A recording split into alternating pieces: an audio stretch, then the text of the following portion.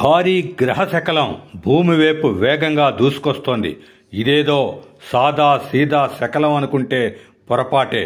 ఇది ఏకంగా Ahmedabad Narendra Modi cricket stadium సైజులో ఉందంటే నమ్మబుద్ధి కావటం లేదా? ఇది ముమ్మాటికి నిజం.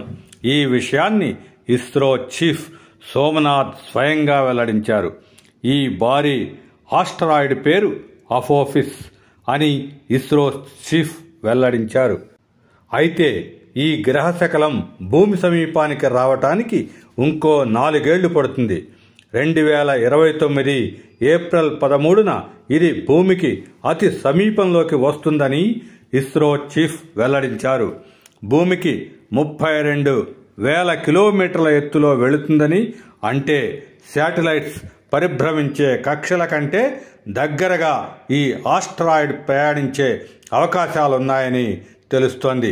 అయితే ఇంత పెద్ద శకలం గతంలో భూమి అతి సమీపానికి ఎన్నడూ రాలేదు. ఇది క్రికెట్ స్టేడియం సైజు.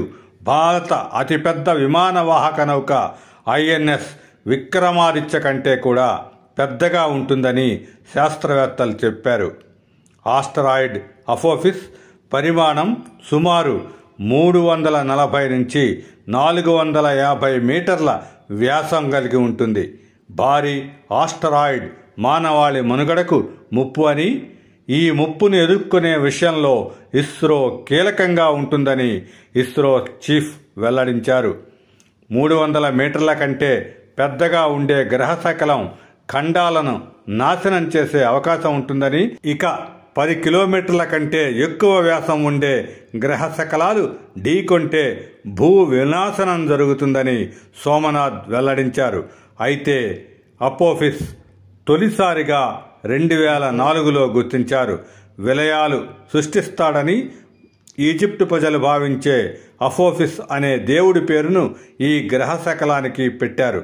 ఈ గ్రహశకలం గమనాన్ని ఎప్పటికప్పుడు గమనిస్తున్న నాసా ముప్పు తప్పించేందుకు ప్రయత్నిస్తోంది.